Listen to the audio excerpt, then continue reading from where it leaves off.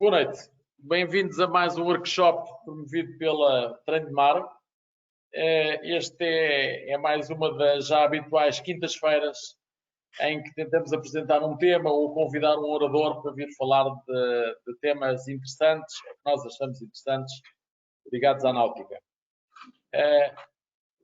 Quando começámos a pensar nestes workshops, uma das pessoas que me veio logo à ideia seria convidar o Nuno Sá, que é um dos homens da fotografia e do filme, do vídeo feito em mergulho.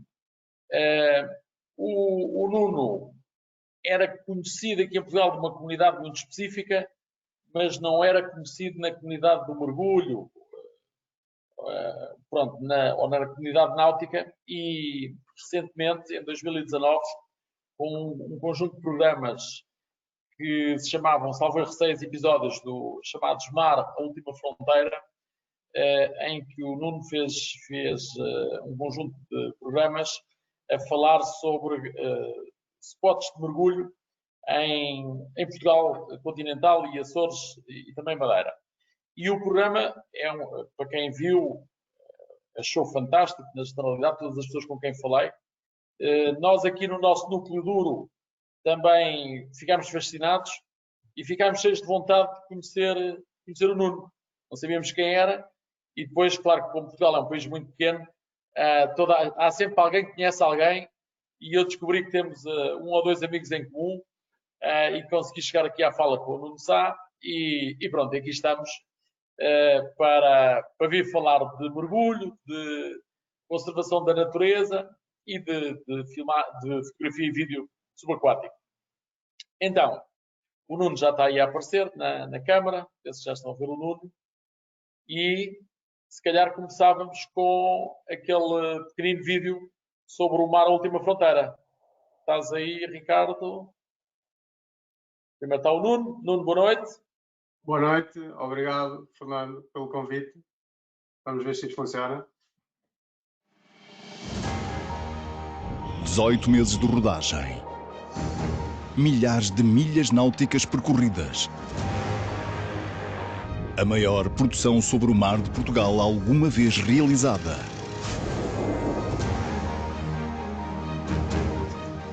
Venha mergulhar com as últimas focas monge, a maior população do mundo de cavalos marinhos e o maior animal que alguma vez habitou a terra. Entre pacatas tartarugas e velozes tubarões. Venha dançar entre jamantas e os fantasmas de naufrágios passados. Venha descobrir os 97% de Portugal que ficam debaixo de água. Uma vida marinha única, comparável com os melhores lugares do mundo. Venha descobrir Mar, a Última Fronteira.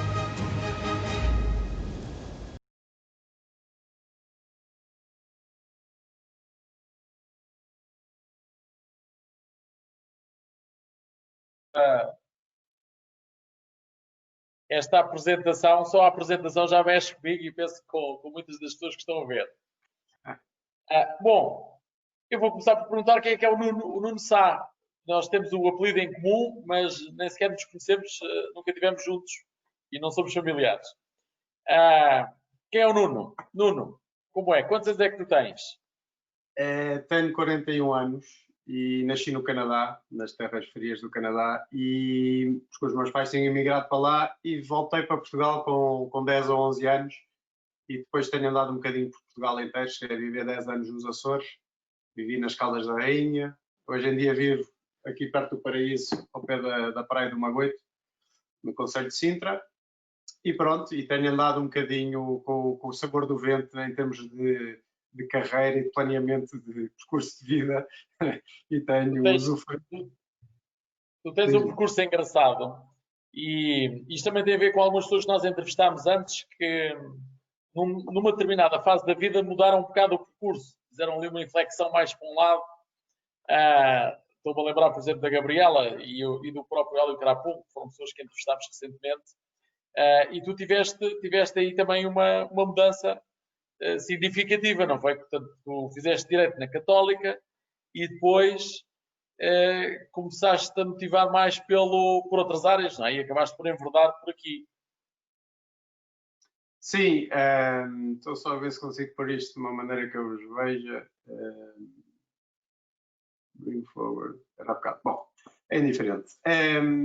Eu não tive um percurso profissional muito planeado, mas tirei o curso de Direito na Católica, em Lisboa, e no primeiro ou segundo ano do curso de Direito tirei o meu primeiro curso de mergulho, em Sesimbra, e isso mudou a minha vida porque comecei a interessar-me imenso pela vida marinha e decidi, nessa altura já começou a nascer em mim o sonho de um dia me tornar um fotógrafo, um cameraman subaquático e poder viver uma vida em contacto com o mar e por aí fora. E curiosamente, a primeira viagem de mergulho que fiz foi às Ilhas das Flores e do Corvo. Vocês conseguem ver isto que eu estou aqui a mostrar, estas fotografias?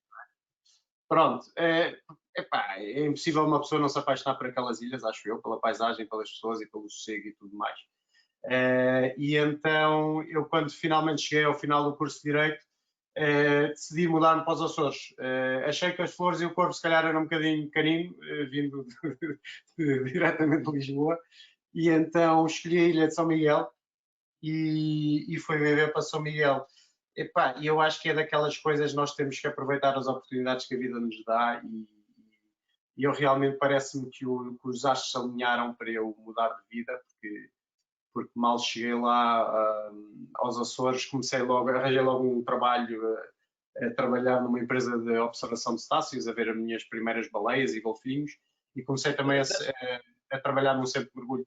De maneira que comecei no hobby da fotografia, um bocadinho naquela perspectiva de mostrar aos amigos e à família estas aventuras que estava a viver e não tanto numa perspectiva de me tornar um profissional, ou seja o que for, porque isso era...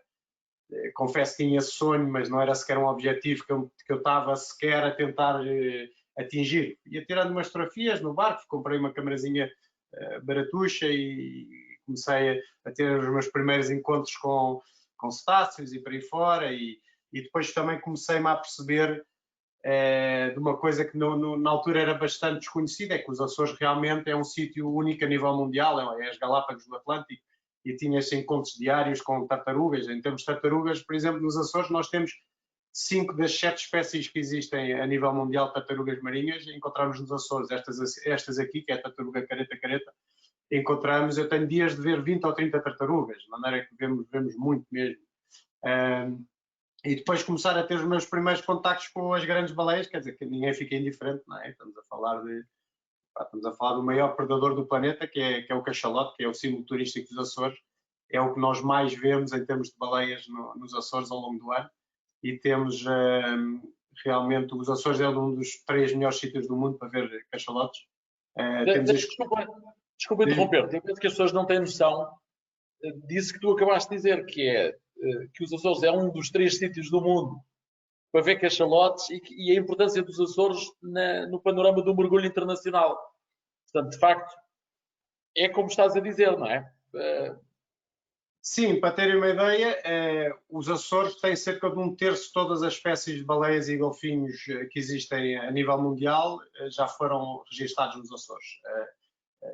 Os suspeitos do costume são 4 espécies de golfinhos, ali os cachalotes, mas é muito raro uma pessoa sair para o mar e encontrar do que está à espera. Vai para sair ver cachalotes e vai acabar a ver uma imensidão de outras espécies, das 22 que existem nos Açores. De maneira que isto, por exemplo, isto foi o meu primeiro encontro alguma vez com orcas nos Açores.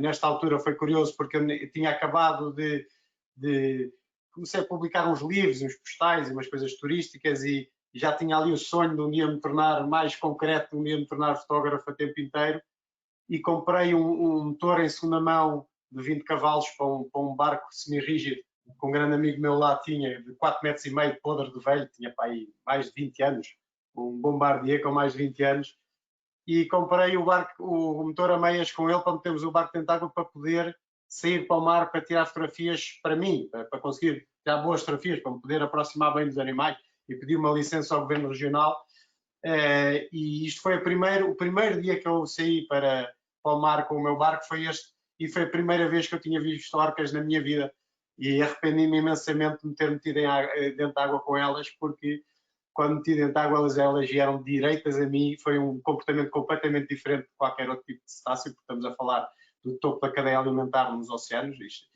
As orcas não têm predadores naturais nos oceanos, comem tudo, desde tartarugas a tubarões, a baleias, a aves, a tudo.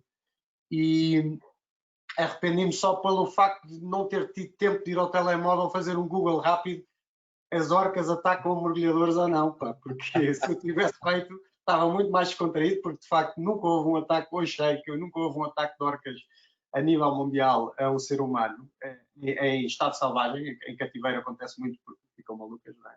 Hoje em dia trabalho imenso com orcas e este foi o meu primeiro encontro com orcas que alguma vez tive.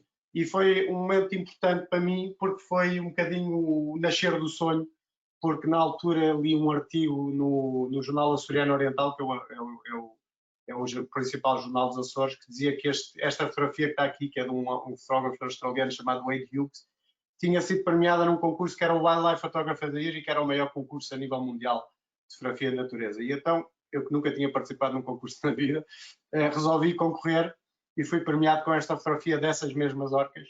Foi uma fotografia tirada ao pôr do sol, está ali muito grande, tenho ali, caiu da parede, tenho que pendurá-la, e que marcou a minha vida porque foi ali o início do sonho de ok, vamos fazer disto uma carreira e apostar em Qual foi o prémio que ganhaste? Qual foi o prémio?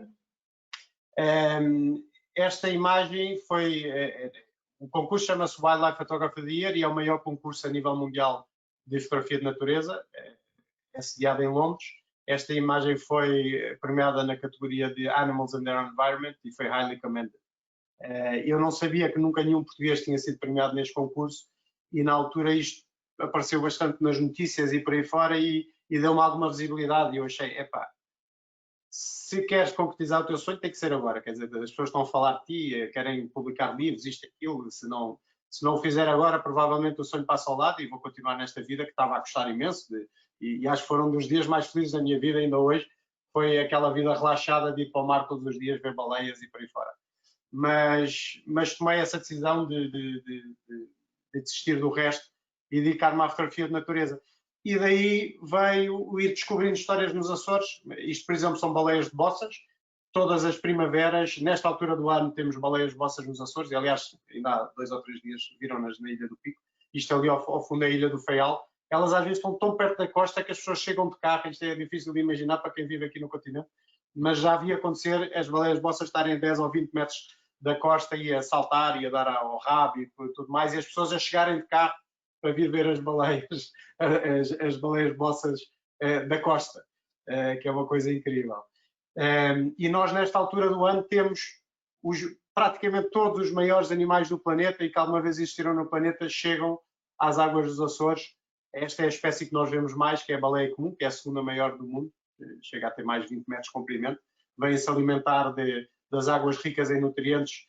Na primavera acontece o mesmo que acontece nos nossos jardins, de repente há uma explosão de fitoplâncton e a água fica cheia de nutrientes na coluna d'água, a visibilidade fica um bocadinho manhosa, mas chegam as grandes baleias de barbas aos Açores, incluindo a baleia azul, que é o maior animal que alguma vez existiu no nosso planeta, maior do que qualquer dinossauro, que tem um coração do tamanho de um Volkswagen Carocha e tem artérias onde cabe um ser humano a nadar, de maneira que isto dá-nos muito que pensar. Qual o comprimento que dizem? Qual é o comprimento? 32 metros de comprimento. 32 metros de comprimento são três autocarros da Carris, encostados uns aos outros em termos de comprimento.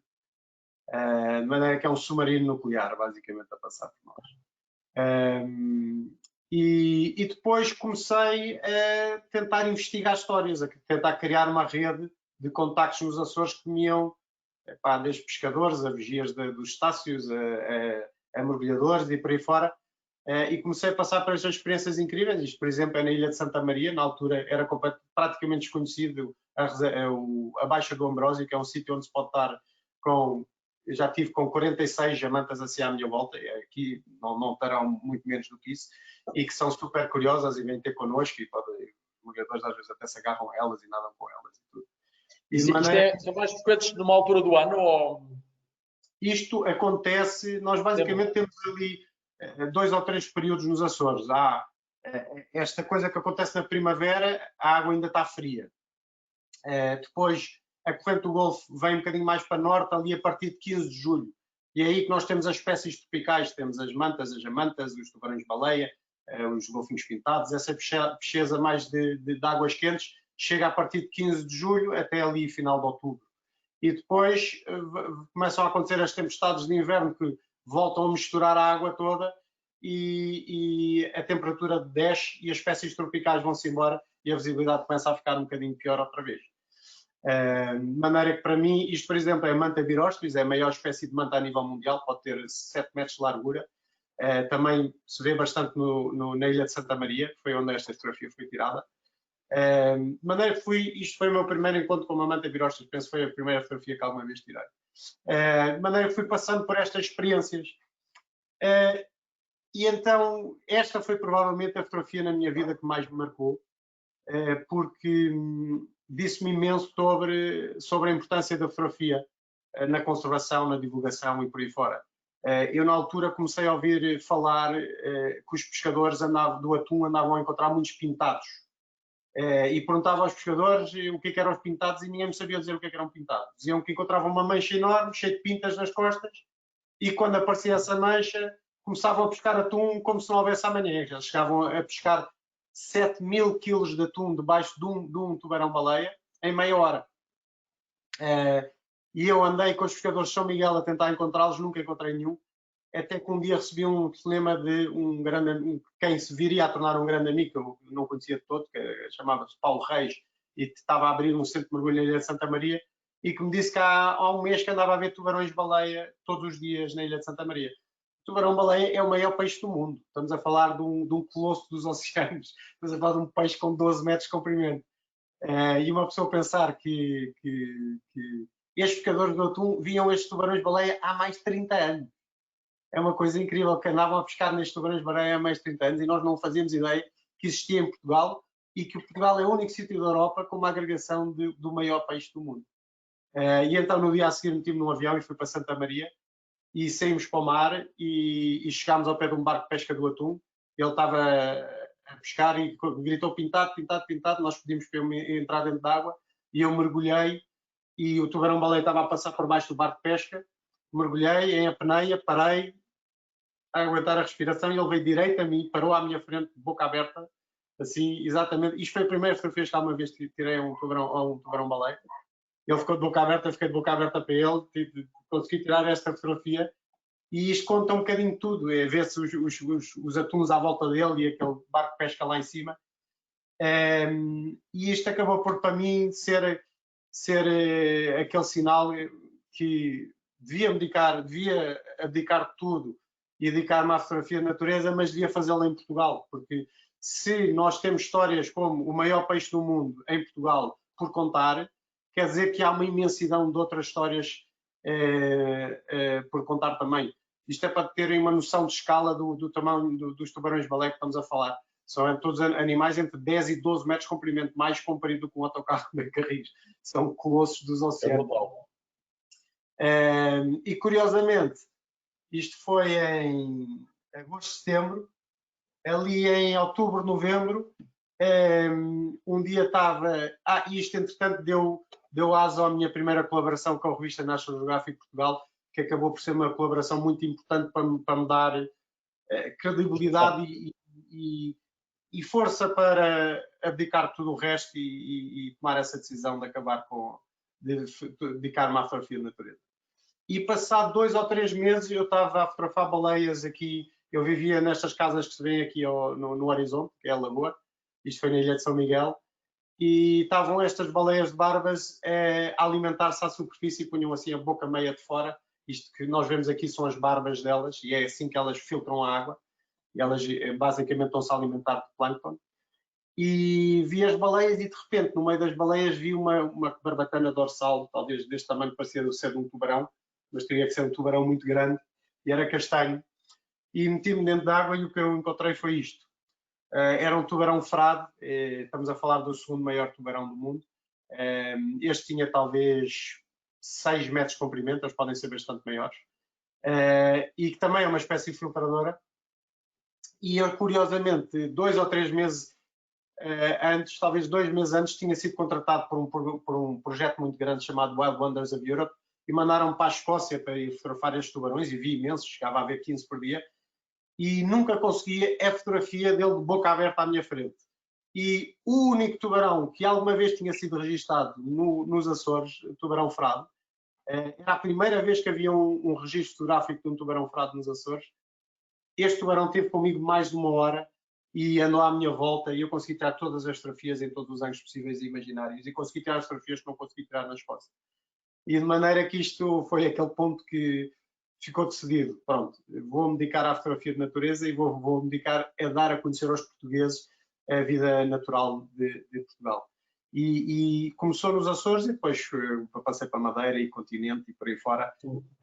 Isto é só para terem uma ideia do tamanho do tubarão. O meu barco 4,5 metros, de maneira que ele começa bastante atrás do meu barco e acaba à frente dele.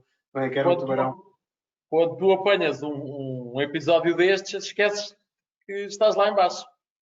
É, completamente. Aqui, por acaso, estava a mergulhar só em apneia.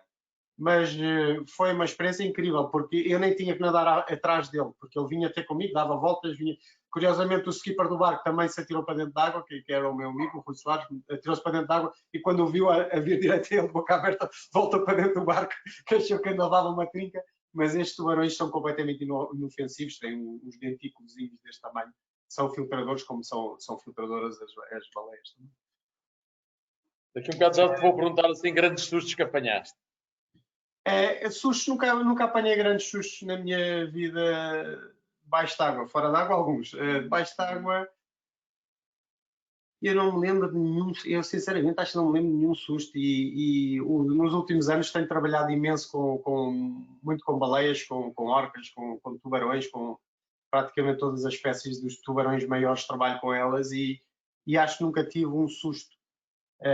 Curiosamente, por falar em tubarões, nesta altura os Açores começou-se a mergulhar com tubarões azuis. Não se sabia que era possível mergulhar com tubarões azuis nos Açores e houve um operador alemão da Picosport que decidiu tentar pôr isco na água e descobriu que os Açores eram o melhor sítio do mundo para se mergulhar com tubarões azuis. E foi a segunda vez que fui premiado nesse Wildlife Photography of the Year, foi com esta fotografia. Continua a ser, não sei porque, uma das minhas fotografias preferidas. E desde aí tenho passado imensíssimas horas com estes tubarões. E curiosamente, nesta altura eu fui à Inglaterra lá receber os prémios. Aquilo é no Museu de História Natural de Londres, eles fazem uma grande cerimónia e depois fazem uma coisa chamada Wild Talks. Wild Talks. Bom, basicamente são pessoas de referência do mercado da fotografia e das revistas que vão falar um bocadinho sobre fotografia. E estava lá uma senhora que falou sobre fotografia de conservação. Eu nunca tinha ouvido falar de fotografia de conservação. E o conceito de fotografia de conservação é este, é que o trabalho de um fotógrafo de conservação não acaba no momento em que prima o obturador, é aí que começa o trabalho. E porquê?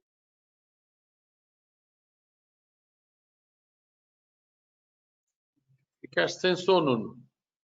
Nuno? Estás sem som? Alô? Acho que ele não está a ouvir, Fernando. Vou-lhe assinar. Ele ficou sem som no PC. Estás sem som, Nuno. E não adianta falar mais Só com alto. o bulldozer por trás. Okay. Bom. Nuno, ficaste temporariamente sem som. Ah, é? Os últimos 10 segundos, 15, não te ouvimos. Ok. Quando Estão a ouvir bem agora? Sim, muito bem. Okay. Quando entrou este slide, perdemos a voz. Está bem. Basicamente, o conceito da fotografia de natureza é este, é que um fotógrafo normal tira uma fotografia a uma borboleta em cima de uma flor, um fotógrafo de conservação tira uma fotografia à mesma borboleta em cima da mesma flor, mas com um bulldozer por trás. Ou seja, aproveita a beleza da imagem para contar os problemas do habitat, do ecossistema, desta espécie, e no fundo torna-se um porta-voz da natureza. E eu, felizmente, tive este contacto muito cedo com este conceito de fotografia de conservação e comecei a adotar essa filosofia na maneira como encarava a fotografia. E, por exemplo, esta fotografia foi tirada nos Açores, mostra uma família de cachalotes, ali de cabeça para baixo está a mãe, que está uma das mães, porque nos Açores o que acontece é temos grupos de fêmeas e crias, e quando uma cria macho se torna sexualmente ativa, é a corrida do grupo, e de maneira que dentro de um grupo e vive uma vida de solidão e só vem ter com o grupo para a reprodução, com grupos para a reprodução. E de maneira que é uma vida solitária que o macho vive, e isto é basicamente uma festa de crias, mães, tias, primas, avós, tudo junto, e umas tomam conta das crias das outras. E de maneira que ali ao fundo está uma fêmea de cabeça para baixo a tomar conta destas 3 crias, que estavam a brincar comigo e davam-me cabeçadas e tentavam mordiscar e agarrar a perna, e às vezes tinha que empurrá-las para trás e por aí fora. E de maneira que isto é a fotografia que cria a ligação emocional, uma coisa bonita sobre como as mães e as crias interagem, fazem babysitting uns aos outros e por aí fora. Mas depois temos que, por exemplo, contar isto. Isto é um cachalote que veio dar à costa na Ilha do Faial. Isto é uma necrópsia que estão a fazer ao cachalote. Isto são cientistas, investigadores do Departamento de Oceanografia e Pescas da Universidade dos Açores. E hoje em dia a grande maioria das baleias de dentes que dão à costa tem 2 causas de morte. Ou a acumulação de plástico no seu sistema digestivo, ou o seu sistema de ecolocalização e o sistema que eles usam para saber onde é que estão é completamente destruído por sonares de guerra, por máquinas de prospecção de petróleo e por aí fora, que fazem descargas de som altíssimos, que estes cachalotes conseguem encontrar-se numa imensidão do oceano através de pequenos estalidos. Podem imaginar o que é que acontece quando eles estão a tentar apanhar estes pequenos estalidos e têm a sua capacidade de ecolocalização, que é o mesmo que os morcegos têm, em que conseguem com ondas de som ver o que está à sua frente. Imaginem o que é que acontece quando levam com o sonar de um submarino nuclear ou com os sons que são usados para ver como é que é o fundo rochoso do leito marinho a milhares de metros de profundidade. E de maneira que a fotografia de conservação é aproveitarmos a beleza da imagem para falar sobre os problemas que ela tem, mas também falar sobre soluções, sobre o que é que cada um de nós pode fazer, como é que a ciência está a contribuir para encontrar soluções para estes problemas. Isto, por exemplo, é na Ilha da Madeira. Este é um investigador chamado Filipe Alves, do Museu da Baleia, que está a pôr transmissores em baleias-piloto. É muito comum ver baleias-piloto, vê-se praticamente todos os dias baleias-piloto na Madeira. Ali ao fundo são as ilhas desertas, que vamos falar um bocadinho mais à frente se tivermos tempo.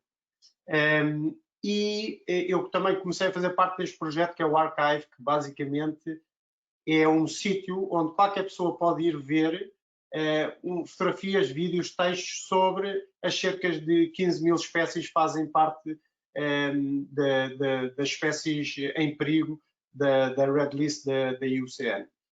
Eu também me tornei colaborador deste projeto. Por exemplo, estas são fotografias minhas da foca monge nas Ilhas Desertas. E pronto, e então tornei-me colaborador da revista National Geographic Portugal. Fernando, eu estou aqui a falar, mas...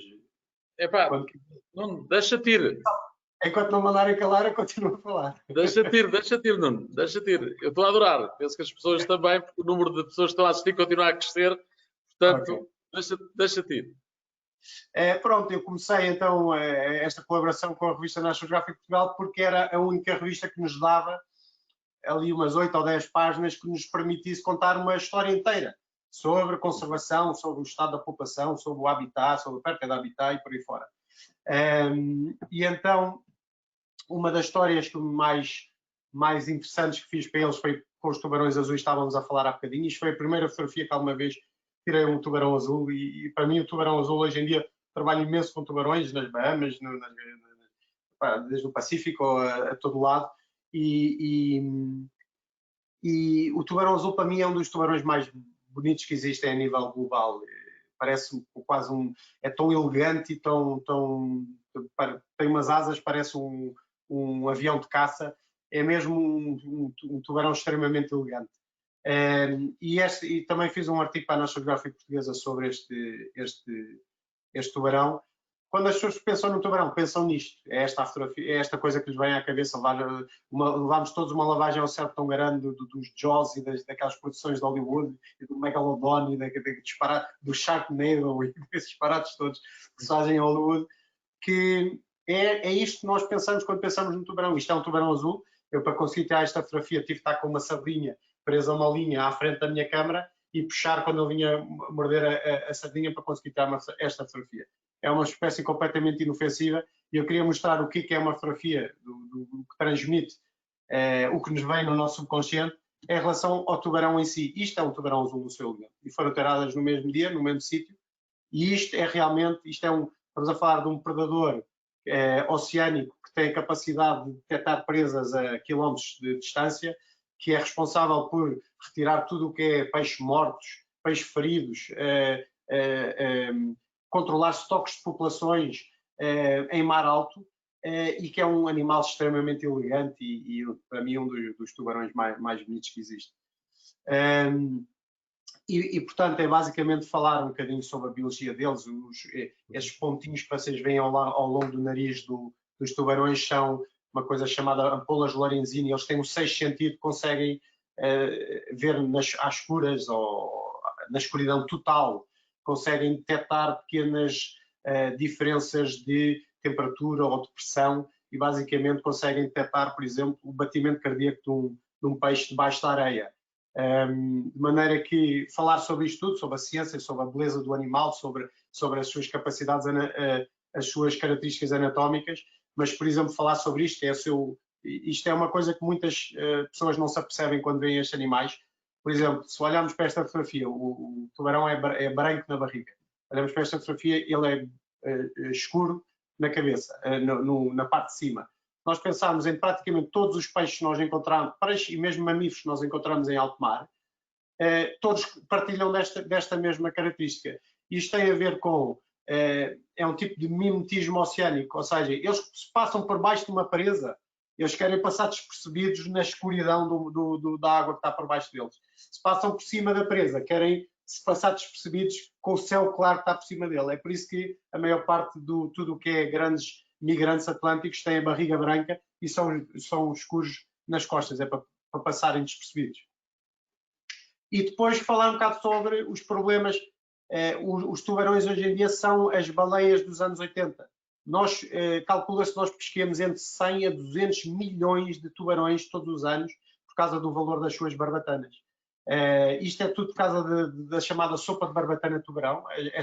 Isto foi tirado na Ilha da Horta, na cidade da Horta, na Ilha do Faial, no mesmo porto onde os turistas hoje em dia, estamos a falar de uma indústria de 5 milhões de euros que é gerado todos os anos com o mergulho com tubarões. Os mesmos turistas estão a sair para o mar do mesmo porto, estão-se a cruzar com os longliners espanhóis que estão a vir descarregar toneladas e toneladas e toneladas de barbatanas de tubarão e de troncos de tubarão. Os troncos de tubarão vão para rações e para compostos de peixe, e as barbatanas de tubarão são enviadas para a China, porque a sopa de barbatana de tubarão é considerado o maior sinal de status social, é a maior iguaria que se pode servir num casamento, ou seja o que for. E o tubarão azul, infelizmente, é a espécie número 1 a ser pescada a nível mundial para a exportação das suas barbatanas. Ias dizer qualquer coisa, Fernando? Estava a dizer que deve ser caríssimo. Mas e eles podem pescar livremente? Infelizmente, na Europa pode-se pescar a quantidade que se quiser de tubarões. Não existe uma cota, não existe um tamanho mínimo de tubarões azuis. Não existe qualquer tipo de limitação, que é uma coisa surreal. E o que está a acontecer, basicamente, as pessoas pensam que isto é um problema que está a acontecer lá no Pacífico, naquelas ilhas remotas. Na verdade, a frota espanhola é a segunda maior do mundo e o mercado de Vigo é o maior exportador do mundo de carne de tubarão. de maneira que é um problema que está aqui muito perto de nós. Agora, recentemente, começou-se a mergulhar muito com tubarões azuis em Sesimbra, que é uma experiência fantástica, mas o que é certo é que cada vez é mais raro encontrarmos estes tubarões. No Mediterrâneo, por exemplo, existiam estoques enormes de tubarão azul, tubarão maco e por aí fora. Calcula-se que tenham caído mais de 95% da população de tubarões azuis no Mediterrâneo. E tudo isto, nós temos que pensar que a ciência diz-nos que há mais de 30 anos que nós, para conseguirmos, não é recuperar os estoques de pesca, só para conseguirmos parar o que nós estamos a fazer aos nossos oceanos, só para não continuarmos a degradação dos oceanos, nós teríamos que proteger, não é voltar ao que existia antes da pesca industrial, porque isso é praticamente um ponto sem retorno. Nós, para conseguirmos fazer isso, teríamos que proteger cerca de 1/3 de todos os nossos oceanos. Se nós olharmos para o Mediterrâneo, que é um dos mares mais sobrepescados, poluídos, com mais ocupação do litoral a nível mundial, menos de 1% do Mediterrâneo são áreas marinhas protegidas. E estamos a falar da costa dos países iluminados da velha Europa e que não estamos a falar de um sítio em que as pessoas não sabem estas coisas. Estamos a falar dos próprios sítios onde a ciência é feita. E pronto, que isto é basicamente o que eu vos queria mostrar um bocadinho de como a fotografia influenciou a minha vida e o meu percurso e como este conceito de fotografia de conservação influenciou a maneira como eu encaro os temas. O que é certo é que nos últimos anos, talvez há 5 anos atrás, comecei a dividir-me entre fotografia e vídeo e comecei a entrar num mercado internacional de grandes produções de vídeo. Hoje em dia encaro mais a fotografia como um hobby e não como alguma coisa que me traga algum tipo de receita. Continuo a fazer fotografia quando tenho tempo, mas a maior parte do meu tempo é dedicada ao vídeo subaquático. No vídeo subaquático é mais fácil de ir explorar aqueles sítios que uma pessoa pensou que nunca na vida iria, porque fazemos parte de grandes produções. Eu, desde que comecei no vídeo, fiz parte de algumas das maiores produções que existem a nível mundial de vídeo. Fiz parte, por exemplo, da BBC, do Blue Planet 2. Agora estou a trabalhar também numa grande produção da BBC. Tenho trabalhado para imensos canais estrangeiros e mandam-me para realmente aqueles sítios em que há muito poucas pessoas que têm a hipótese de ir. E isso é um bocado... Força. Desculpa estar a interromper, deixa-me só dizer, nós há um bocado antes de quando estávamos a preparar aquilo que iríamos falar, falámos e houve uma coisa que eu acho que as pessoas gostam de ouvir, que é tu na realidade passas cerca de 3, 4 meses pelo mundo a desfrutar disto, não é? E depois o resto do ano acabas por aproveitar para estar com a família e também para descansar um bocado, não é? Sim. Claro que depois isto também, às vezes é complicado, às vezes é em sítios muito remotos em que não tenho ligação, não posso sequer telefonar. Por exemplo, este Natal e passagem de ano estava numa ilhotazinha chamada Malpelo, uma ilha colombiana no Pacífico, onde não tinha sequer hipótese de telefonar à família no Natal e na passagem de ano. Eu tenho 3 filhos e sou muito ligado à família, de maneira que não há nenhuma vida perfeita, não há nenhuma profissão perfeita. Essa se calhar é o único ponto que eu gostaria de mudar na minha vida. E foi também por aí que eu comecei um bocadinho a fazer as minhas próprias produções e nasceu a Mar à Última Fronteira.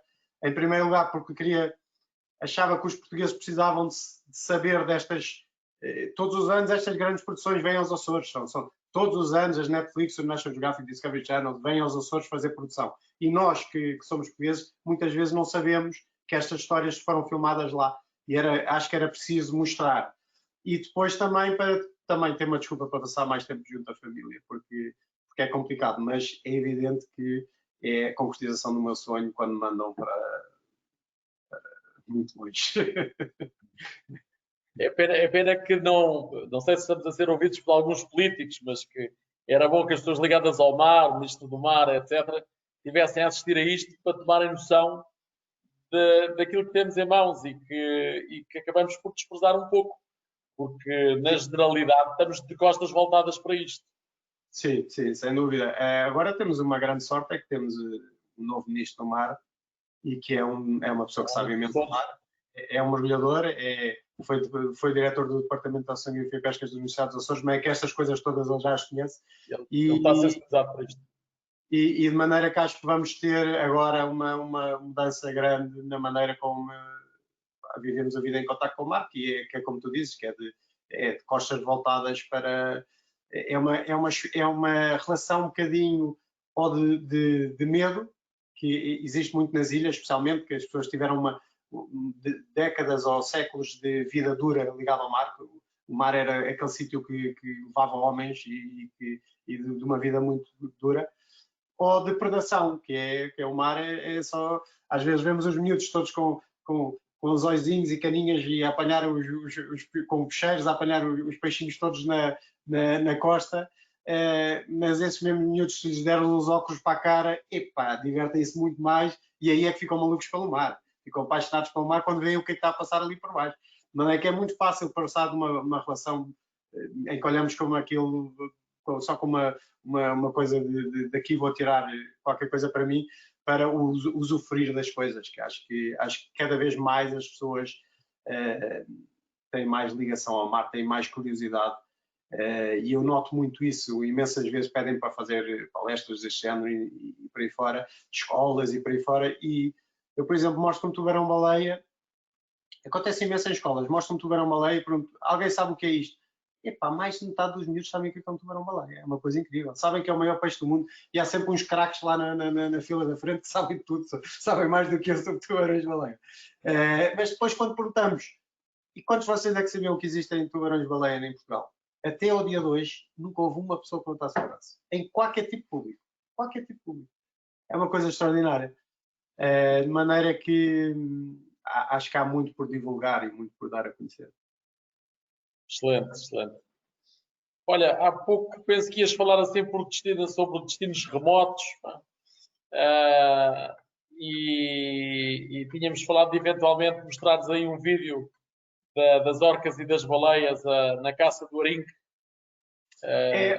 Acho que é uma boa, acho que é um bom exemplo de mostrarmos, em primeiro lugar, porque é um daqueles grandes espetáculos da natureza, e em segundo lugar, porque também é um grande exemplo de conservação, que é a Noruega, apesar de ser um país muito rico, é um país que soube tomar medidas de conservação muito boas e que hoje em dia uma pessoa mete a cabeça dentro de água, apesar de ser água gelada e deixar de sentir as bochechas, é um aquário debaixo de água. É uma coisa fantástica. Acho que podíamos ver isso, vemos isso e falamos enquanto estamos a ver, ou... Acho que sim, não é? Podemos falar, Ricardo, enquanto estamos a ver o vídeo? Podem, é o vídeo número 2 que tínhamos combinado. É isso. Exato. Olha, Nuno, deixa só recapitular. Portanto, isto é na Noruega, em que altura do ano é que... Isto é a migração do arenque. E quando estamos a falar de migração do arenque, é uma coisa que acontece no final de outubro até o final de janeiro, nos fiordes da Noruega, em que estamos a falar de um rio de milhões e milhões e milhões de arenques que entram pelos fiordes da Noruega adentro e que são seguidos por centenas ou milhares de orcas, baleias bossas, baleias comuns e por aí fora. E de maneira que, quando temos sorte, estamos rodeados de...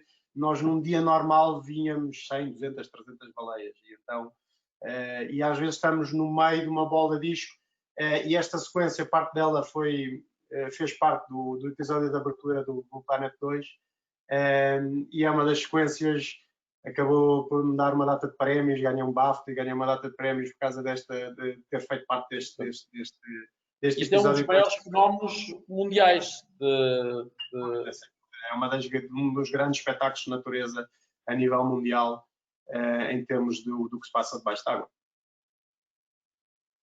Vamos ver, Ricardo? Entra o vídeo. Vou colocar.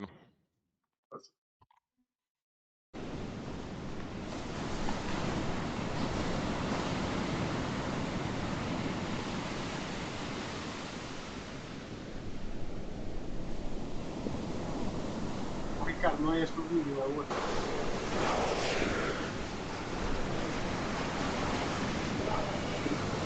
Consegue falar? É o número 3, vou passar.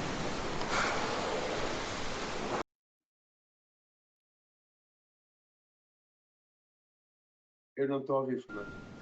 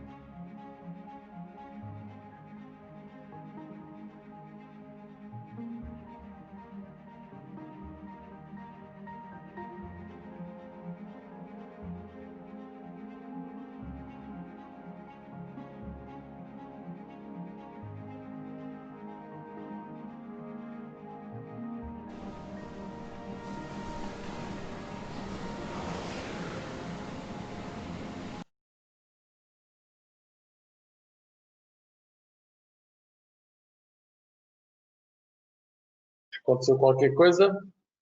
Estás aí, Ricardo? Estou aqui. Estás aí? O filme chegou ao fim ou caiu abruptamente?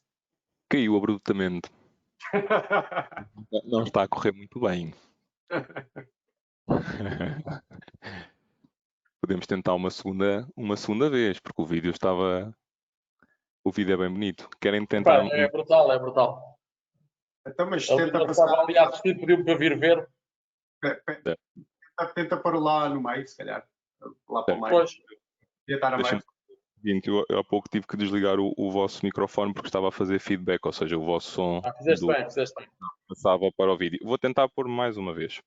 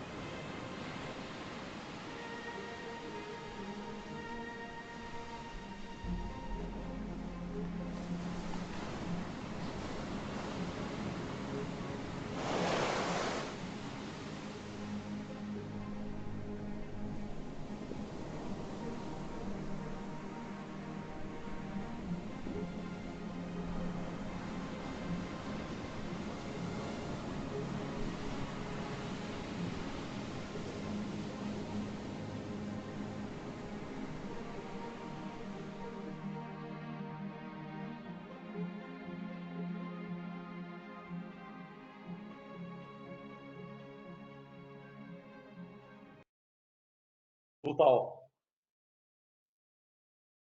Estás-me a ouvir, Nuno? Estás a ouvir? Estou a ouvir. Estás a ouvir a mim?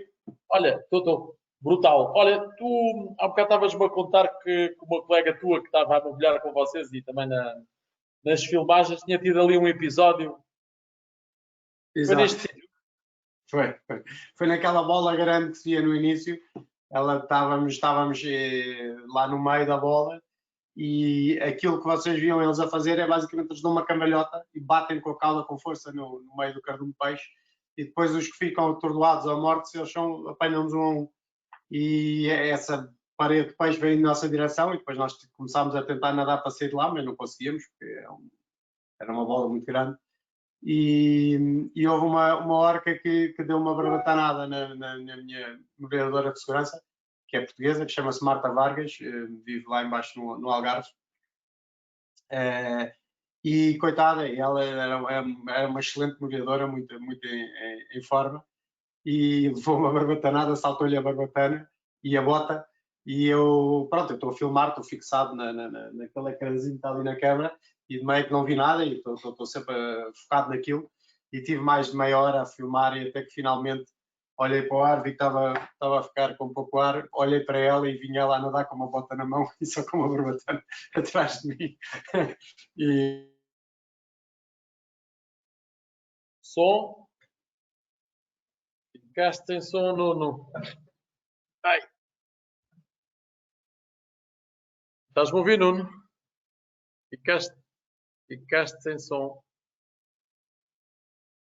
É mais grave do que isso, Fernando. Eu acho que ele está com problemas na ligação de internet. É? Queres, Ricardo, põe o outro vídeo.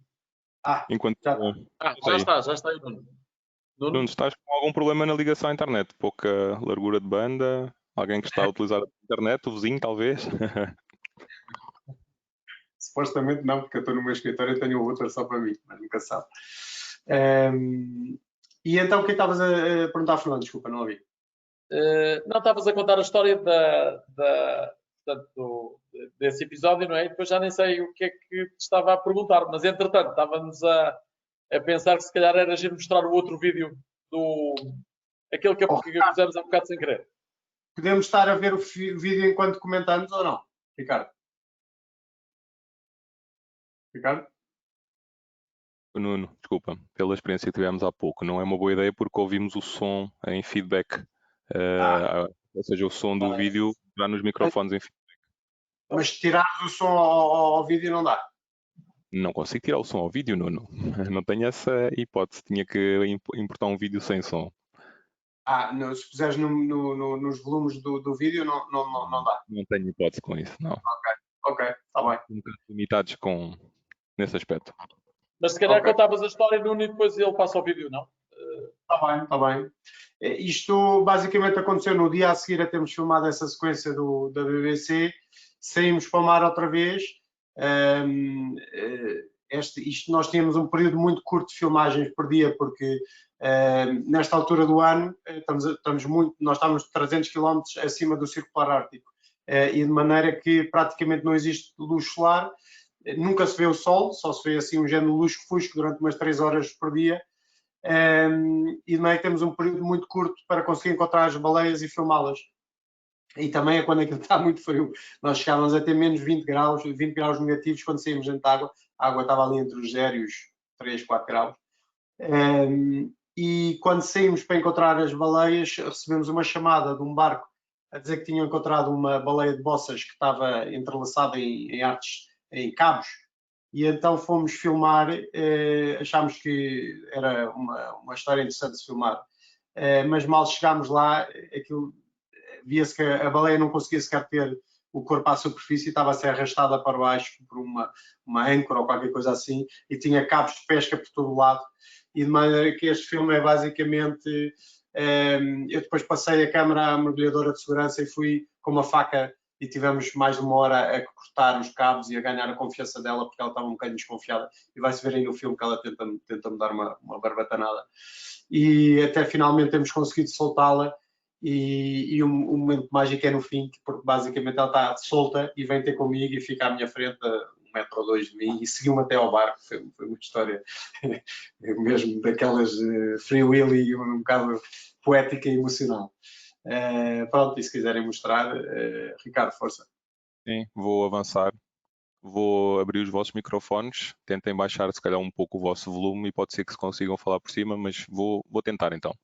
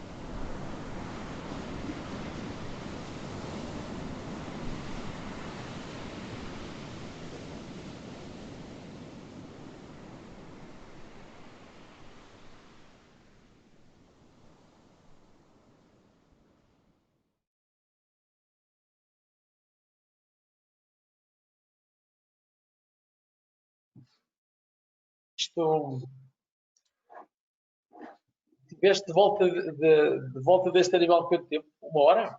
Tivemos para aí 1 hora, porque ali, isto é um resumo, mas ela até me deixar aproximar, no início, quando me aproximava, punha cabeça para cima e para baixo e soprava com muita força. E tive muito tempo a tentar aproximar devagarinho, e ela finalmente deixou-me cortar ao pé da boca e ali ao pé da barbatana dorsal, mas quando fui lá atrás à barbatana caudal, ela não se sentiu muito à vontade, não me via, e então tentou-me dar uma barbatanada. Eu acho que nunca nadei tão depressa na minha vida. Tive muita sorte porque elas têm uma cauda que faz assim um buraco, que passou aqui no meio. E foi muito giro. E depois eu estava a tentar cortar aquelas boias no rabo dela porque aquilo dava várias voltas e eu não queria soltá-la sem primeiro tirar as boias à volta.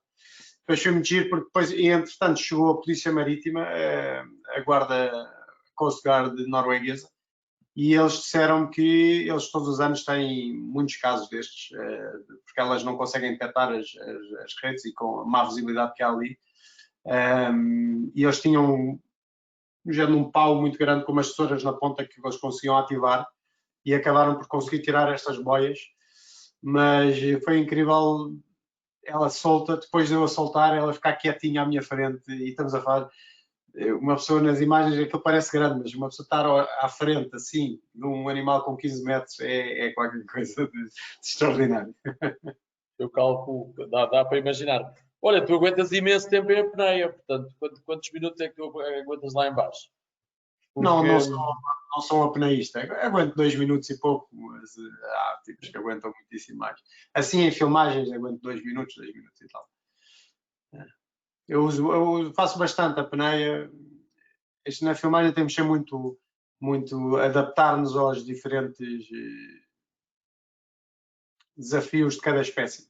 Tanto mergulho em apneia, como mergulho com uma garrafinha pequenina, uma pony tank, como mergulho com escafandro normal, como mergulho de rebreather. E, por exemplo, ali atrás está um rebreather, que não deita bolhas, bem que não faz barulho, e podemos ficar mais tempo, não é? Que para alguns animais também é bom. Não é? Que passa muito por sempre adaptarmos a cada, consoante a história que queremos contar, o tipo de equipamento e espécie que estamos a filmar, adaptarmos às situações diferentes e também as temperaturas. Detectar bolhas permite maior aproximação, não é? Sim, à partida sim, apesar de que há animais que gostam das bolhas, de maneira que às vezes não é preciso, até pode ser uma desvantagem. Há imensas destas, por exemplo, os tubarões-baleia, as mantas adoram bolhas, de maneira que vem, às vezes até o pessoal da apneia põe uma garrafa de mergulho aberta dentro de água para fazer bolhas para elas virem ter connosco. De maneira que cada espécie tem os seus truques e os seus hábitos. Muito bem. É isto. Olha, entretanto, há aqui uma série de perguntas. Não sei se queres ter assim mais alguma coisa ou se lança aqui algumas perguntas que estão a colocar. Força, venham perguntas. Então vamos a isto. Olha, aqui a Paula Vilariça gostava de perguntar se há movimentos de defesa dos tubarões relativamente à pesca indiscriminada. Hoje em dia não é como as baleias e os golfinhos na década de 80, que é com a Greenpeace faziam-se manifestações com milhares de pessoas e milhões de pessoas que fosse a fazerem nos Estados Unidos com milhões de pessoas, porque as baleias e os golfinhos são animais muito carismáticos e bonitos e fofos, e nós temos esta má publicidade dos tubarões de uma máquina assassina cheia de dentes. Mas hoje em dia existem muitas associações de conservação na Europa, no mundo inteiro, Shark Alliance, Shark Project, Shark Trust, existem muitas. Agora, o mais difícil é envolver a população em geral em relação a isto, porque realmente é um animal que tem muito má... Precisava de um bom relações públicas, os tubarões precisavam de um bom relações públicas, porque é curioso, porque nós, mergulhadores, se nós perguntarmos a 100 mergulhadores, se pudesses mergulhar em qualquer sítio do mundo, o que é que querias fazer? Os tubarões é o top 1 ou 2 das experiências que qualquer mergulhador quer passar. Eu já trabalhei muitas vezes nas Bahamas, em que estamos rodeados de 100 tubarões, temos tigres à nossa volta, temos tudo e mais alguma coisa, e aquilo é fantástico, é mesmo daqueles sítios que qualquer mergulhador quer ir, e de maneira que a perspectiva que nós mergulhadores temos em relação aos tubarões é completamente diferente da perspectiva que a maior parte das pessoas tem quando vêem estas produções de Hollywood e por aí fora, e de maneira que há movimentos, muitos, a maior parte deles são liderados por mergulhadores, mergulhadores, surfistas por aí, pessoal muito ligado ao mar, e há movimentos a nível mundial. Não estão a ter tanto resultado ou efeito como seria desejável, porque enquanto não houver movimentos cívicos daqueles que mexam mesmo com uma parte significativa da população, os nossos políticos não estão muito interessados em mudar esta realidade, porque depois vão ter que levar com alguns pescadores insatisfeitos, e de maneira que essas coisas, infelizmente, dependem de haver uma consciência global a exigir mudança.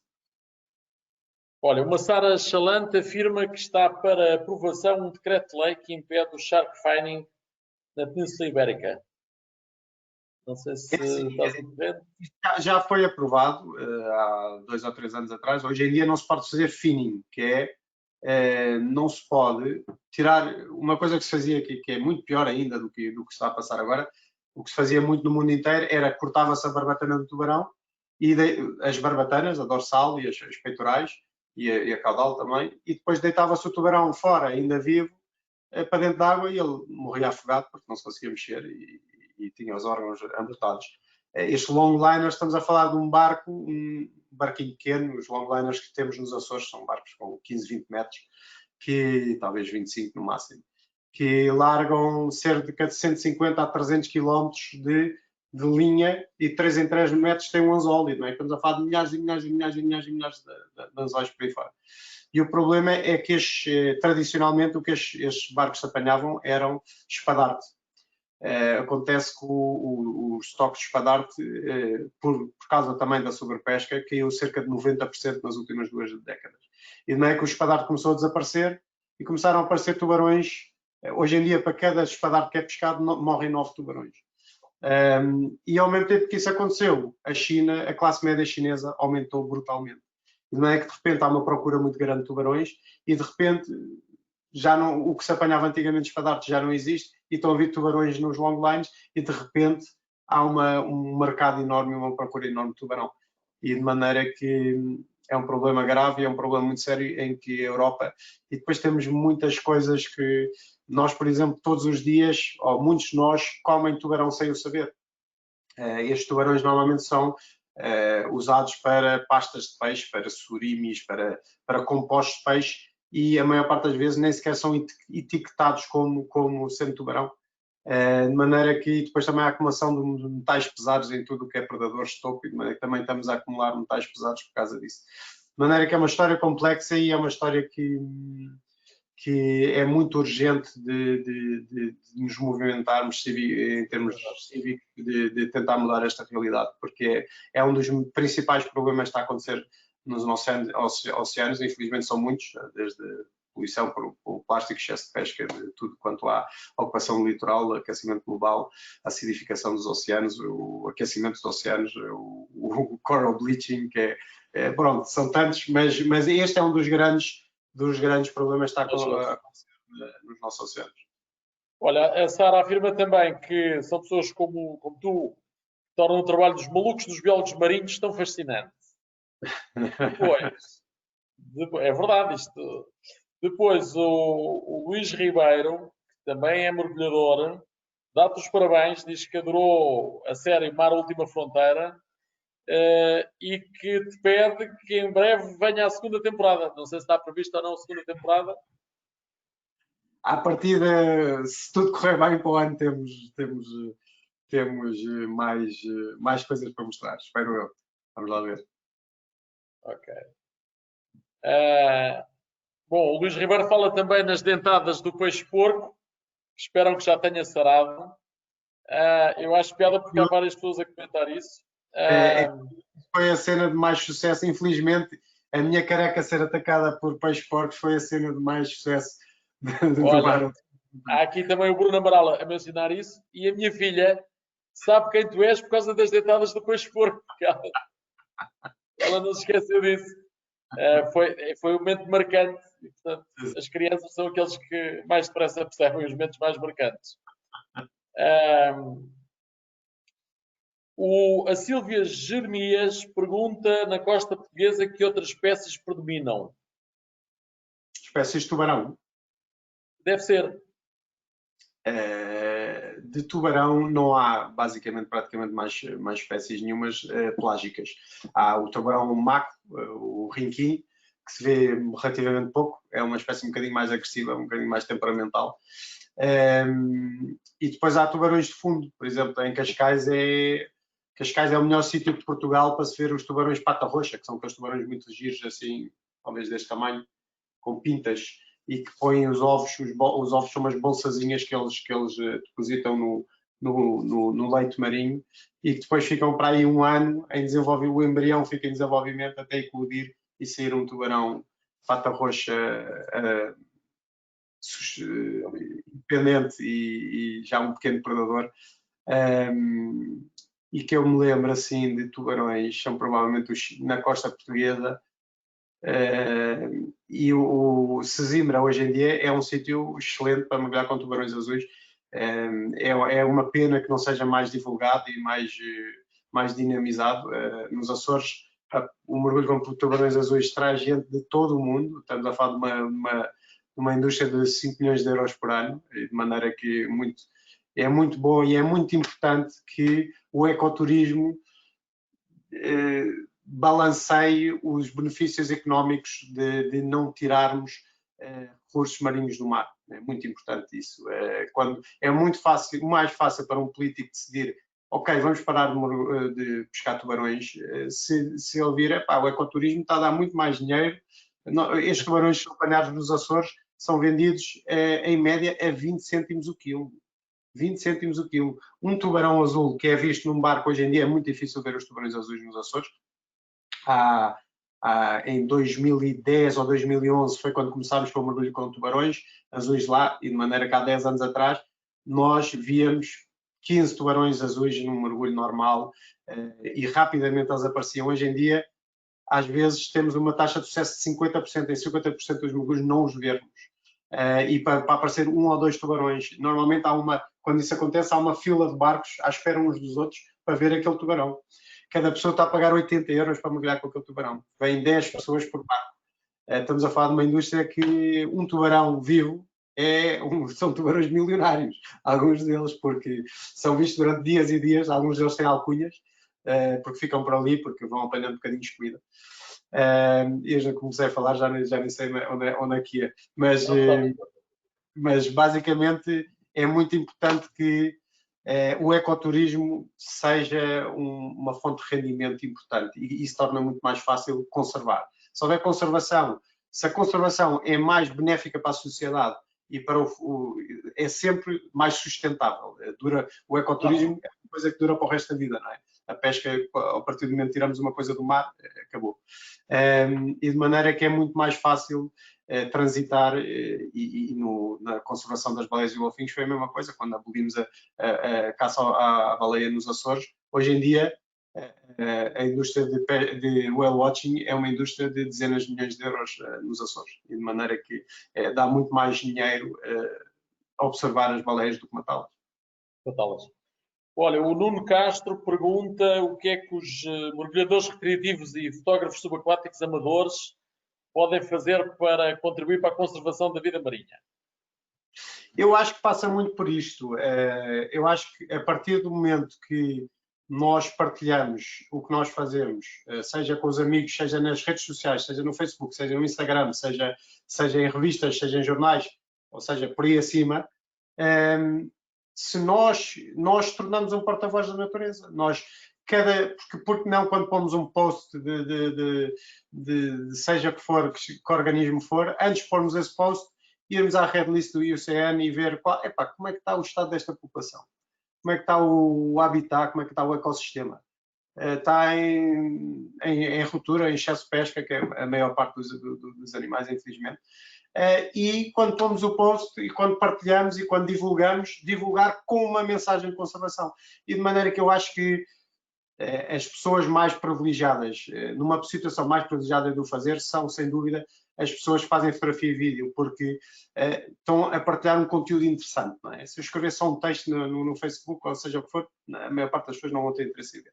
Se tem uma fotografia gira, que giro, clica naquilo e depois o texto que aparece por baixo fala também dos problemas de conservação. E de maneira que, e há tantos, quer dizer, estamos a falar no Mar Última Fronteira tentámos abordar muitos deles, mas quer dizer, são tantos, são uma imensidão se nós pensarmos na Ria Formosa, por exemplo, a maior população do mundo de qualquer espécie de cavalos marinhos existia na Ria Formosa. Nós nos últimos anos passámos de cerca de 1,5 milhão de cavalos marinhos para talvez 100, 150 mil. Uma queda de 90% numa década ou duas. Quer dizer, estamos a falar de um património da humanidade, estamos a falar da maior... É assustador isso, não é? Qualquer espécie de cavalos marinhos, não é só do hippocampus, os duas espécies que existem lá. Qualquer espécie é um património da humanidade. E temos extração de areia, temos um aeroporto, temos uma pressão gigantesca sobre aquela ria, pressão humana, pressão de pesca e por aí fora. E temos um património que devíamos estar a defender e não estamos a fazer bem. E histórias como estas há imensas, quer dizer, uma imensidão delas. Olha, o Paulo Alexandrino pergunta a quantos metros de profundidade se mergulha para ver tubarões gigantes ou tubarões grandes? Não se tem que ir muito fundo, a maior parte dos... aliás, eu não lembro nenhum tubarão que eu tenha visto que por ir mais fundo tenha conseguido ver. Aliás, os tubarões azuis, o mais fácil em Portugal é ir aos tubarões azuis de Sesimbra, e são mergulhos em que se põe uma caixa com bocados de peixe lá dentro para criar um rastro de cheiro, e basicamente os tubarões apanham esse rastro de cheiro, seja na profundidade, seja ao longe, e vêm segui-lo. E de meio que esse mergulho até se faz a 5 ou 10 metros de profundidade. E a maior parte dos mergulhos com tubarões, seja nas Bahamas, seja onde for, são mergulhos até pouco profundos.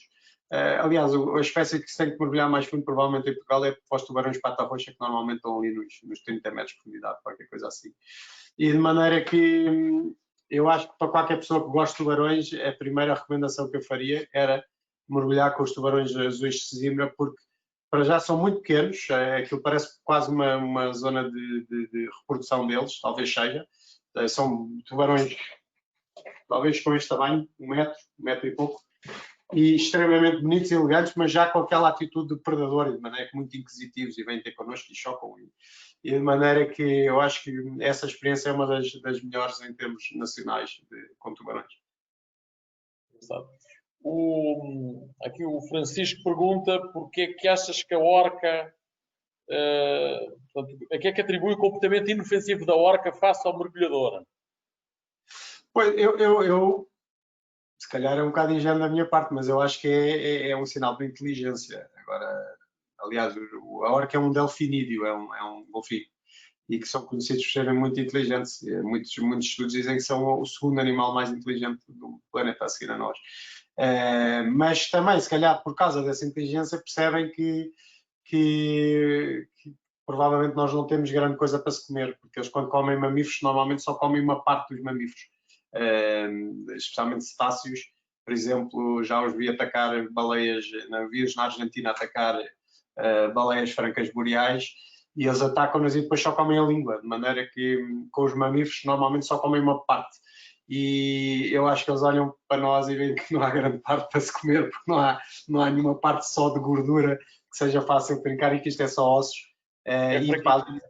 Eles tiram-nos um raio-x. Especialmente com estas baleias de dentes, é muito giro ver, eles estão com os cachalotes. Os cachalotes, quando estão à nossa frente, quando viram a cabeça para nós e mandam aquelas descargas, aqueles tac, tac, tac, muito fortes, tiram-nos uma radiografia, porque eles têm esta capacidade de ecolocalização. E sente-se pelo corpo todo. Sente-se pelo corpo as ondas sonoras a penetrar no nosso corpo. E de maneira que calculo que eles achem que não temos grande coisa para se comer.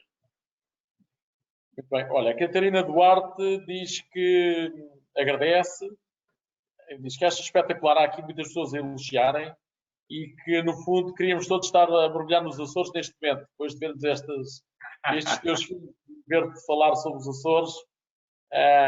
Eu aproveito, há pouco tínhamos falado também sobre,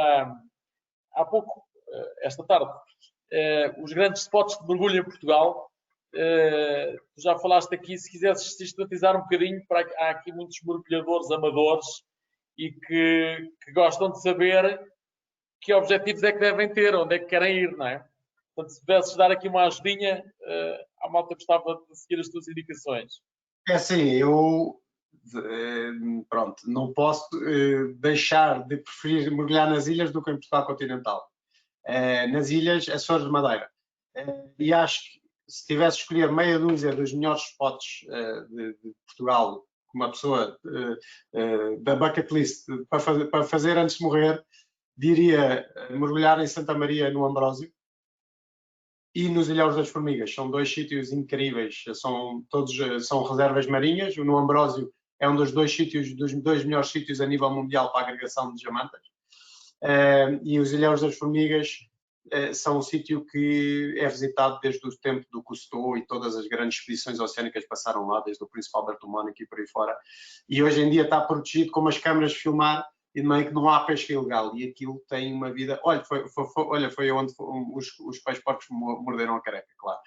Porque é um sítio selvagem, é um sítio com muita vida e muito selvagem.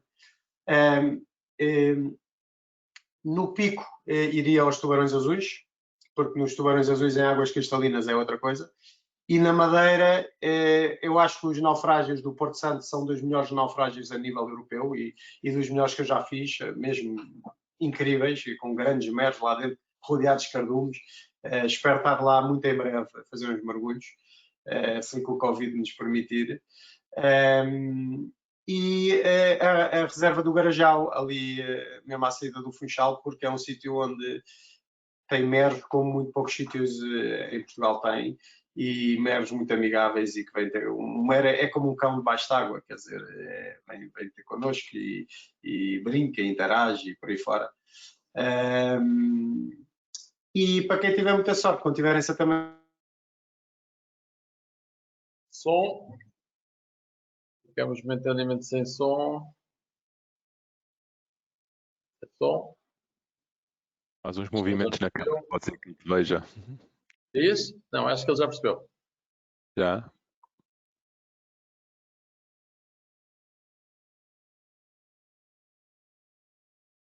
Voltou? Voltou. Tá. Não estavas a ouvir, é isso? Eu deixei-te ouvir. Mas tu paraste logo também. Olha, o António Pegas pergunta se já interagiste com tubarões brancos ou tigres ou tubarões-touro. Não, brancos não. Touro e tigre, sim, muito. Brancos não, porque ainda não arranjei uma oportunidade. Agora implementar, agora não, já há uns 4 ou 5 anos, a maior parte dos sítios do mundo só deixam mergulhar dentro de jaulas.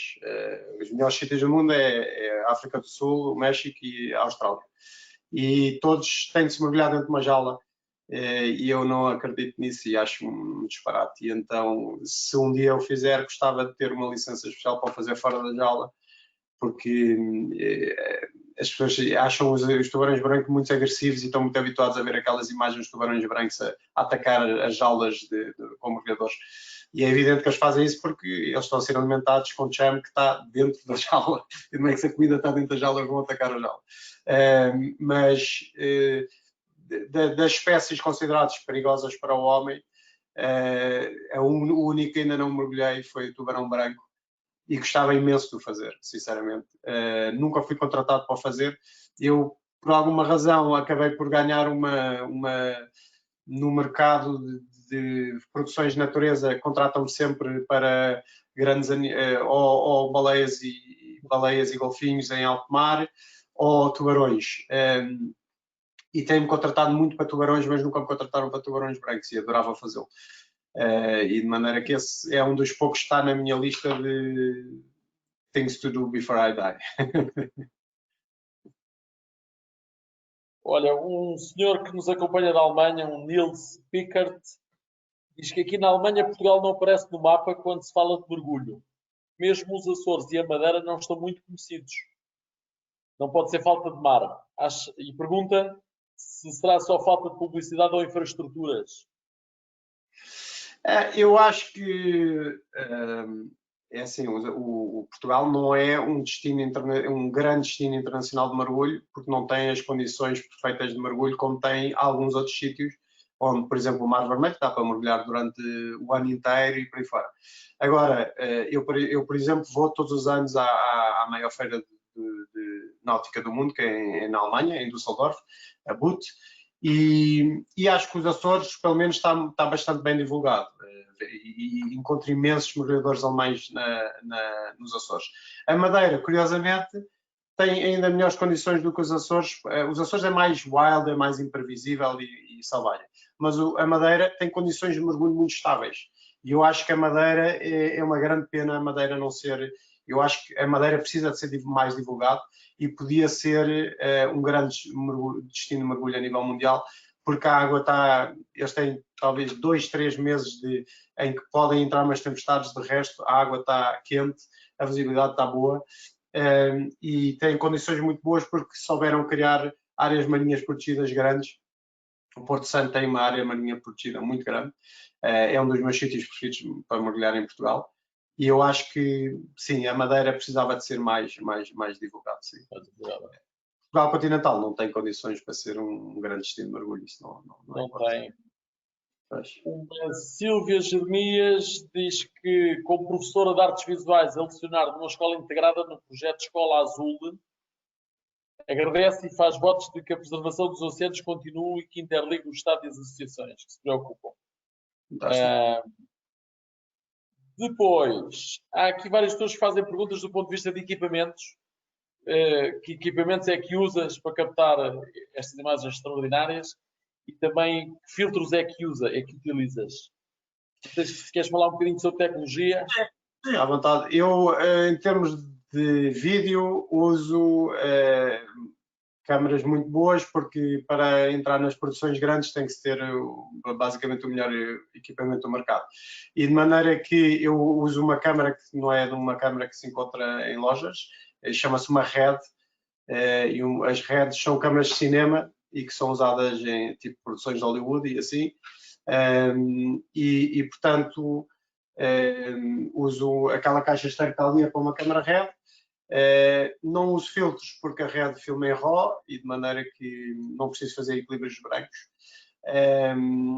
e tento usar mais luz natural do que luz artificiais. Mas eu comecei com uma DSLR, uma Canon 5D, e agora vai ser uma Canon nova, uma R5, que eu vou comprar avidamente, porque tenho muitas saudades da Canon, e que é uma câmera muito boa, e de maneira que eu não diria de maneira nenhuma que depende... Temos de ter uma boa câmera e um bom sistema para conseguir tirar boas imagens, sem dúvida, mas esta câmera custa 60 ou 70 mil euros e com uma câmera de 3 ou 4 mil euros ou 5, consegue-se fazer imagens extraordinárias. Não vai ser tão vendável para o mercado internacional, mas consegue-se fazer câmeras, material profissional, consegue-se fazer imagens de qualidade profissional. De maneira que acho que não é, o equipamento não é impeditivo, mas realmente é preciso investir uns 4 ou 5 mil euros para ter uma mirrorless, uma Sony, uma Canon, uma Nikon razoável, uma caixa externa, pelo menos uma lente ou duas, e de maneira que eu diria que se tivesse assim, muito rapidamente dizer que câmera uso, comprar para ir para debaixo d'água, comprava ou a Sony Alpha 7S2 neste momento, ou a Panasonic GH5, ou esperava mais um mês e comprava, que é o que eu vou fazer, uma Canon EOS R5. E depois tentar comprar lentes grande angular que foquem muito perto e está feito. E depois se quiserem fazer umas fotografiazinhas macro, comprar uma 50 ou uma 60 mm ou uma 100 mm macro e tem sistema para filmar para muito tempo. Agora todas as câmaras fazem 4K, 5K e 10K e por aí fora. E tem uma qualidade fantástica. Hoje em dia o que se consegue filmar com câmaras mais baratas é incrível. Olha, o Luís Borges pede que fales sobre a diversidade e a abundância no Banco do Gorrinche. Gorringe. O Gorringe foi um dos poucos sítios que nós fomos na série do Mar à Última Fronteira que eu não conhecia e nunca tinha mergulhado e que foi uma surpresa total porque foi um mergulho extraordinário. Fizemos 2 ou 3 mergulhos extraordinários ali. Estamos a falar do maior monte submarino da Europa, que vem desde os... eu não me lembro, seriam 5 mil metros, acho que são 5 mil metros até à superfície, até quase à superfície. O ponto mais alto é discutível. Nós conseguimos encontrar um ponto aos 36, 38 metros de profundidade. Já ouvi falar de 20 e tal metros de profundidade, não conseguimos encontrar. Muito poucas pessoas mergulharam lá porque é muito, muito, muito longe. Nós demorámos não sei, um dia e meio ou dois a chegar lá e conseguimos mergulhar durante um dia, depois tivemos de fazer mais um dia e meio para trás. Agora, não diria que é um sítio com uma biodiversidade imensa, é um sítio com uma biomassa gigante, com peixes rodearem-nos, aqueles peixes que nunca viram ser humano na vida, porque ninguém vai ali pescar porque é muito longe, ou muito poucas pessoas vão ali pescar porque é muito longe, e uma coisa muito gira de ver que é as florestas de kelp, aquelas grandes laminárias, muito, muito grandes. Muitos de nós se lembram da nossa infância de ver aqui em Cascais e na Rábida e por aí fora, e que infelizmente foram desaparecendo, são florestas submarinas, foram desaparecendo por causa das âncoras, artes de pesca e por aí fora, que vão revolvendo o mar e que o fundo, o leito marinho, e vão desaparecendo. E que quase que já não se encontra na costa portuguesa, e aquele sítio é um sítio onde estamos a mergulhar no meio de florestas gigantes de kelp, e tem desde peixe-rei, tem lírios enormes à nossa volta. Nós vimos um tubarão quando estávamos a chegar, não vi que espécie de tubarão é que era. Já aconteceu aparecer uma manta virósteis lá, de maneira que espécies de águas mais quentes também podem aparecer lá. Mas as duas coisas principais são as tromélgas, que podem-se ver dezenas e dezenas e dezenas delas, e os lírios, grandes lírios que já não se vê na costa continental e que se vê ali desde a superfície até ao fundo, rodeados de lírios. Isso é uma das coisas que contam-se pelos dedos das mãos, os sítios em Portugal inteiro, incluindo Açores e Madeira, onde ainda se consegue ver um espetáculo desse. Olha, o José Vieira pergunta se a Berlenga será o melhor sítio de Portugal continental para o mergulho. Aqui em Portugal continental, naturalmente. Eu não sei, porque nunca tive muita sorte com as berlingas. Já houve pessoas que me falaram de coisas fantásticas. Se o Gorrinhos fizer parte da costa continental, se considerarmos o Gorrinhos parte da costa continental, o Gorrinhos é sem dúvida nenhuma o melhor sítio de mergulho da costa continental portuguesa. Agora, as berlengas, eu nunca tive muita sorte com as berlengas e também ainda não explorei tanto quanto gostaria. Nós queríamos ter ido lá para o Mar à Última Fronteira, mas não conseguimos apoio para lá ir, foi pena. Pode ser que fique para uma segunda temporada, mas nunca vi nada de extraordinário ali. Gosto muito de mergulhar ali na zona de Sagres, que acho que também é um sítio muito bom para se mergulhar. E a zona de Sesimbra é fantástica. Hoje em dia tem cada vez mais peixes por causa do Parque Marinho Luís Saldanha, e que está a trazer peixes de volta. E hoje em dia vê-se lavagantes, vê-se polvos, vê-se chocos, vê-se lulas, vê-se peixe-lua, vê-se muita coisa em Sesimbra. Eu acho que Sesimbra está-se a tornar um sítio de mergulho muito bom. Não sei se penso que aqui em termos de questões assim diferenciadas não tenho mais nada. Há muitas pessoas a agradecerem a Treinmar, mas sobretudo a ti, Nuno, pelas tuas qualidades como orador e conhecedor do mergulho. Deixaste muita gente com vontade de ir mergulhar, e que há muita gente que gosta de mergulhar. Agora temos de desconfinar e começar a ir para dentro de água. Eu ainda não fui, vou na terça-feira. Era isso que eu ia dizer. Há muitas pessoas que estão a assistir a isto que fazem o seu mergulho com alguma regularidade e que ainda não foram mergulhar desde que se começou a desconfinar, né? E está tudo cheio de vontade. E há aqui umas pessoas conhecidas que estão todas cheias de vontade de ir para os Açores em setembro para ir lá ver as mantas, etc. Ricardo, não sei se tem mais algum pedido. Fernando, isto não para, os agradecimentos e acho que, bom, hoje até a tecnologia engasgou com tanta beleza, certo? Bom, depois há perguntas que uma Mónica Inácio pergunta em Espanha se recomendas alguma coisa para mergulhar. Eu não conheço muito bem o mergulho em Espanha e, aliás, nunca mergulhei nas Ilhas Medas e gostava muito de mergulhar, e que é um sítio de mergulho muito bom, é uma área marinha protegida muito boa também. As Canárias também é muito bom, mas não conheço bem Espanha o suficiente para opinar. Muito bem.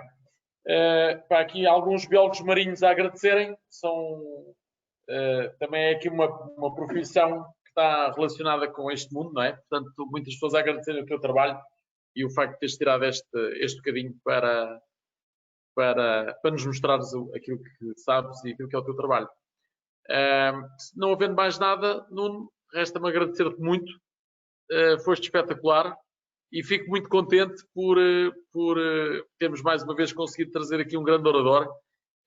Temos conseguido com esta história destes webinars das quintas-feiras trazer pessoas muito diversificadas, mas que temos tido, são pessoas de grande talento, e não é a nossa sorte, é o grande talento das pessoas que convidamos, mas de facto tem dado aqui grandes webinars, e que já há aqui um conjunto de seguidores que não perdem as quintas-feiras enquanto nós continuamos a fazer isto. Portanto, são aqui frequentadores assíduos. Eu acho que tenho que vos tirar o chapéu, porque acho que não há muito... Conseguir juntar tantas pessoas, isto agora são 11:15 da noite, tantas pessoas a querer ouvir coisas ligadas ao mar é incrível, porque, quer dizer, eu já tive iniciativas giras que fui, ou como palestrante, ou como para assistir, em que não aparece um quarto das pessoas que vocês têm aqui, de maneira que acho extraordinário que vocês consigam juntar esta massa crítica toda do pessoal interessado no mar. Então, olha, Nuno, eu acho que é verdade que nós e tu estamos de parabéns, mas sobretudo está de parabéns o nosso público que nos acompanha e que nos faz ter vontade de fazer isto. Porque se de facto tivéssemos o trabalho de preparar este tipo de iniciativas e depois tivéssemos meia dúzia de pessoas a assistir, perdíamos a motivação e acabaríamos por não investir tempo nisto. Quem está de parabéns são as pessoas que nos acompanham e que gostam disto e que alimentam estas iniciativas, na realidade. Claro. Muito bem. Nuno, muito obrigado. Vou só, antes de me despedir mesmo, vou só anunciar, portanto, que 2 a 8 dias os oradores é a família dos Cinca Bombordo. É uma família portuguesa que está a dar a volta ao mundo.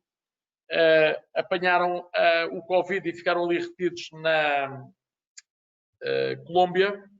Estão lá já há uns meses, mas portanto estão com um projeto de médio prazo. É um casal com 3 crianças, com idades diversificadas, mas todas relativamente próximas e relativamente pequenos. E portanto vão tirar também o serão da próxima quinta-feira para falar com o nosso público e para nos contarem como é que uma família decide dar a volta ao mundo e as crianças deixarem a escola e fazerem a escola remotamente, não é? No barco, através dos pais, e portanto vêm-nos contar a aventura deles. E portanto acho que também vai ser um workshop com muito interesse. E pronto, Nuno, da minha parte é tudo. Muito obrigado. Da nossa parte, o que precisares da Treino Mar, estamos cá para aquilo que pudermos ajudar. Está bem? Temos muito gosto. Gostei muito e espero que agora me convidem para assistir às futuras webinars. Muito bem. Essa tarefa é do Ricardo, que é adicionar-te aí na nossa lista, e temos muito gosto e esperemos que apareças por cá. Sempre que vires algum tema do teu interesse. E desejo-te os maiores sucessos, porque o trabalho que tu fazes de facto é reconhecidamente extraordinário. Muito obrigado. Olha, obrigadíssimo, Fernando. Obrigado, Ricardo, também. Não estás visível, mas obrigado. E obrigado a todos. Obrigado, Ricardo. Um abraço. Um abraço grande. Tá bom. Obrigado.